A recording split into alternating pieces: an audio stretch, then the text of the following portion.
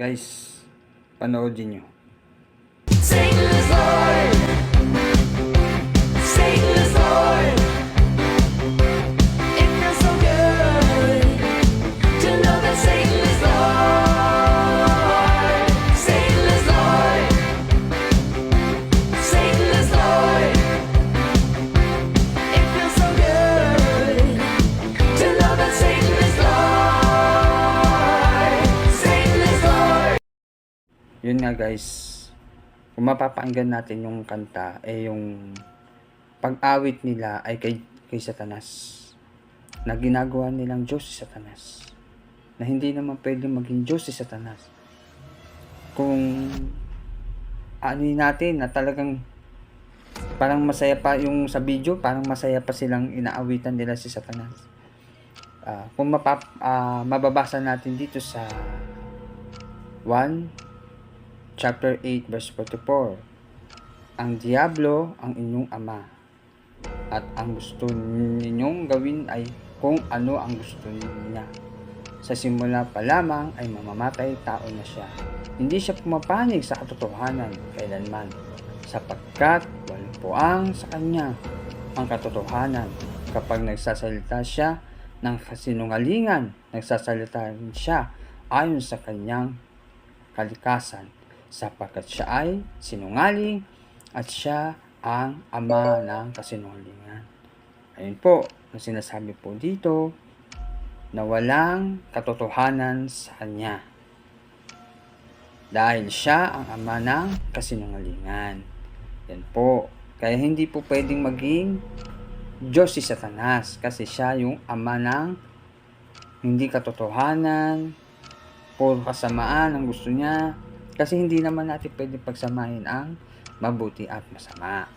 Ayun nga po, ay sabi naman po dito sa salita ng Diyos dito sa Pahayag chapter 12 verse 9. Tinapon palabas ang isang napakalaking dragon. Siya ay yung ahas na mula pa noong unang panahon, na ang tinatawag ay Diablo o Satanas. Siya yaong nandaraya sa buong sanlibutan. Itinapon siya sa lupa at itinapon din kasama niya ang kanyang mga anghel. Nga po, alam naman natin na bago naging Satanas si Satan, bago siya naging, 'di ba, naging anghel muna siya ng Panginoon.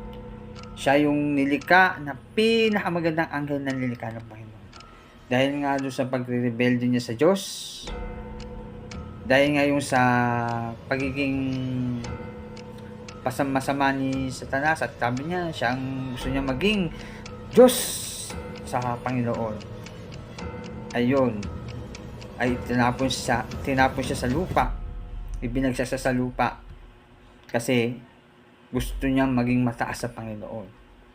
Yung inggit, kumbaga, nandun yung inggit niya sa Panginoon na gusto niyang maging makapangyarihan pa sa Panginoon. Ay hindi naman pa pwede yun, kasi isa lang ang pinakamataas, hindi ang ating Panginoon na nasa langit. Sabi nga po dito sa mga awit chapter 5 verse 4 to 6, ikaw ay Diyos na hindi nalulugod sa kasamaan. Mga maling gawain di mo pinapayagan. Ang mga malalayo di makatatagal sa iyong harapan. Mga gumagawa ng kasamaan iyong kinasusuklaman. Pinupuksa mo, Yahweh, ang mga sinungaling.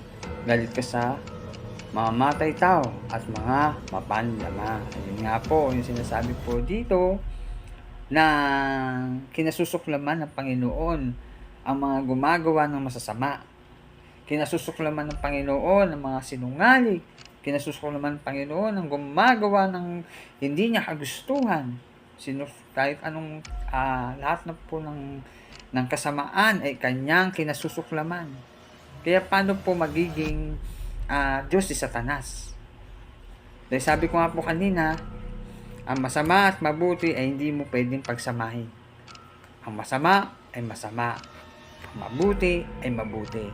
Ang Diyos ay mabuti, si Satanas ay masama. Kaya hindi pwede maging Diyos si Satanas sapagkat siya ang ama ng kasamaan. Yun lamang po. Sana po may matutunan kayo na maging aware po tayo sa mga napapanood natin. Katulad nito na halos sambay nila kung awitan nila ang Satanas na ito. Isa lang ang dapat nating inaawitan kundi ang ating ama na nasa kalangitan. Salamat po. Yun lamang po. God bless po sa lahat. Ito ang sundalo ni Kristo.